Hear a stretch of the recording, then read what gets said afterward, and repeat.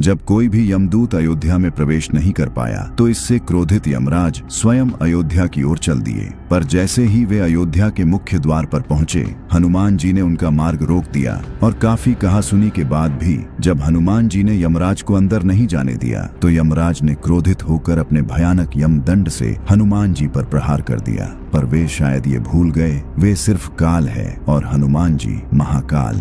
दरअसल त्रेता युग के अंत में श्री राम की लीला समाप्त होने को थी और तभी अचानक पूरे यमलोक में शोक मनाया जाने लगा, क्योंकि कुछ देर पहले ही यमराज घायल अवस्था में कराहते हुए पृथ्वी से यमलोक में प्रवेश किए थे। किसी भी यमलोक वासी को ये समझ नहीं आ रहा था कि क्या हुआ है और सभी के काल यमराज की ये दशा किसने की। ऐसा कौन पृथ्वीवासी है जो यमराज से भी शक्तिशाली है? असल में यह सब कुछ दिन पहले हुए यमराज और चित्रगुप्त के बीच एक गंभीर बहस का परिणाम था। चित्रगुप्त ने यमराज से कांपते हुए कहा, प्रभु, अब वो समय आ गया है जब आपको श्री राम से पृथ्वीलोक छोड़ने का आग्रह करना होगा, पर इसमें एक बहुत ही बड़ी समस्या है। इस पर यमराज ने कहा, कैसी समस्या चित्रगुप्त, साफ साफ बताओ। तब चित्रगुप्त ने कहा, प्रभु, अयोध्या में पिछले कई वर्षों से कोई भी यमदूत प्रवेश ही नहीं कर पाता। इस वजह से अयोध्या के किसी भी मनुष्य की मृत्यु नहीं हो पा रही। आप चाहे तो यमदूतों से पूछ सकते हैं। और तब यमराज के पूछने पर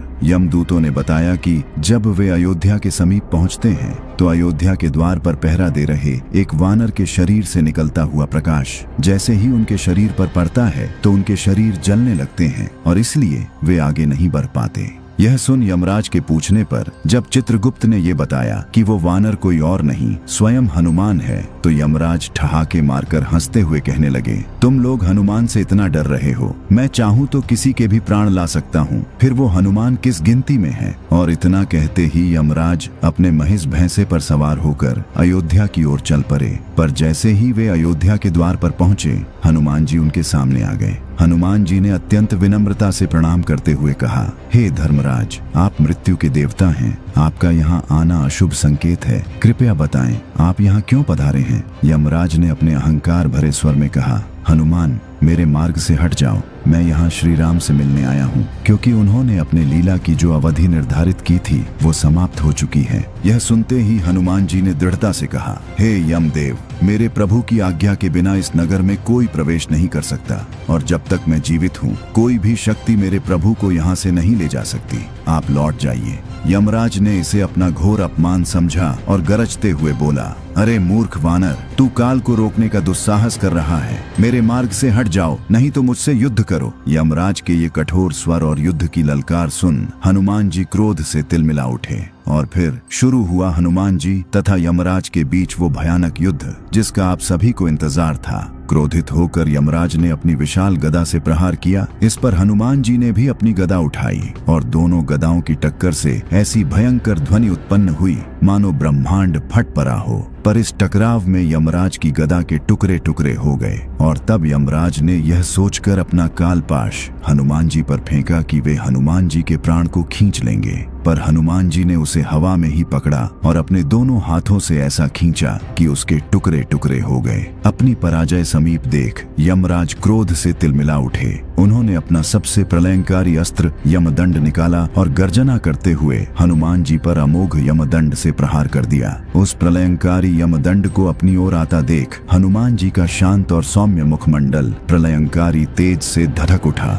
उन्होंने अपना रूप इतना विकराल कर लिया कि यमराज उनके सामने एक चींटी के समान लगने लगे और जैसे ही वह अमोघ यमदंड उन तक पहुंचा, हनुमान जी ने अपना विशाल मुख खोला और उस अमोघ यमदंड को ठीक वैसे ही निगल गए जैसे उन्होंने भगवान शिव का त्रिशूल निगला था। यह देख यमराज के होश उड़ गए और इसी समय क्रोधित हनुमान जी ने यमराज पर अपनी गदा से ऐसा प्रहार किया कि यमराज दर्द से कराहते हुए भागने लगे। उन्होंने युद्ध से पीछे हटना ही उचित समझा। यमलोक पहुंचकर भी यमराज कांप रहे थे। वे पराजित हो चुके थे और अब उनके मन में हनुमान जी को परास्त करने की तीव्र इच्छा ने जन्म ले लिया था। वे हनुमान जी से लड़ने के लिए अपने शक्ति को बढ़ाने लगे। उधर एक दिन हनुमान जी श्री राम के चरणों को दबा रहे थे और श्री राम सिंहासन पर बैठे कुछ सोचते हुए अपने हाथ से अंगूठी निकाल कर निहार रहे थे। तभी वह अंगूठी उनके हाथ से छूटकर फर्श की एक दरार में जा गिरी। श्री राम ने तुरंत कहा, हनुमान, मेरी अंगूठी गिर गई, जल्दी लेकर आओ, कहीं खो न जाए।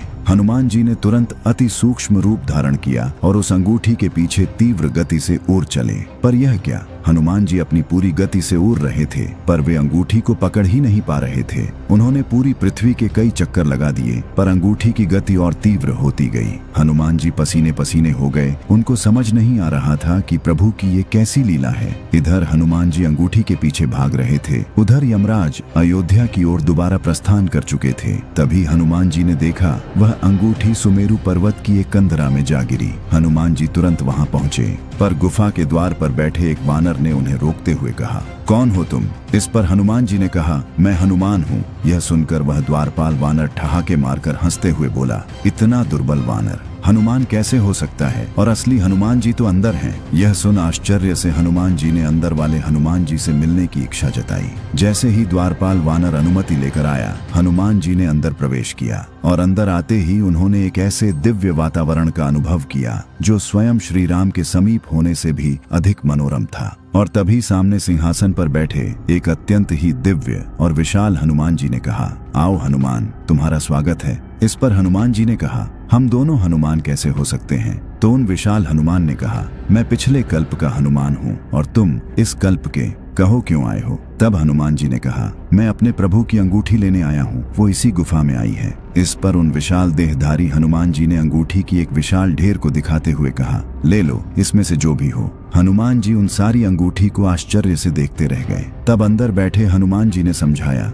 जब जब पृथ्वी पर श्री राम अवतार की लीला पूर्ण होती है, श्री राम अपने हनुमान को इसी तरह अंगूठी लेने भेजते हैं और यहाँ वो अंगूठी 1 से 2 हो जाती है। एक हनुमान लेकर चले जाते हैं, दूसरी यही रह जाती है और यह लो तुम्हारी ये अंगूठी। इधर हनुमान जी इस लीला में उलझे थे और उधर यमराज अपनी पूरी शक्ति से अयोध्या के द्वार पर पहुंचकर हनुमान जी को पुकारने लगे। और तभी वहां एक आकाशवाणी हुई, हे धर्मराज, श्री राम आपका इंतजार कर रहे हैं। आप हनुमान के आने के पहले ही उनके महल पहुंचे। यमराज ने अपना वेश बदला और तुरंत श्री राम के भवन में प्रवेश किया। श्री राम ने उन्हें बैठने को कहा। तब यमराज ने प्रणाम करते हुए कहा, प्रभु, हमारा आपका ये वार्तालाप अत्यंत ही गुप्त है, इसे कोई न सुन पाए, ऐसा उपाय करे और जो भी इसे सुने उसे मृत्युदंड दे दिया जाए।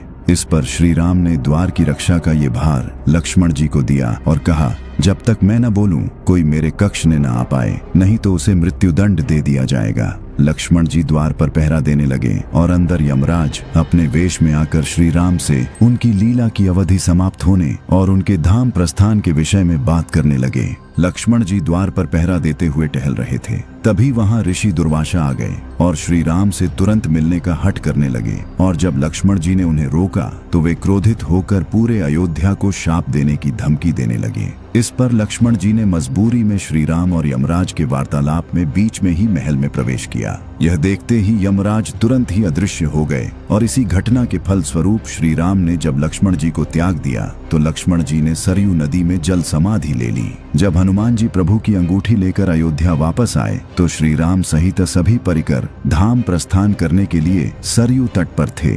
और जैसे ही हनुमान जी को सारी घटना का पता चला, उन्हें पहले तो यमराज पर क्रोध आया, पर बाद में इन सभी घटना को प्रभु की लीला का हिस्सा जान सब भूल गए। श्री राम ने हनुमान जी को कलयुग के अंत तक पृथ्वी पर रहने को कहा और इस प्रकार हनुमान जी तथा यमराज के बीच हुए इस संघर्ष का अंत हुआ।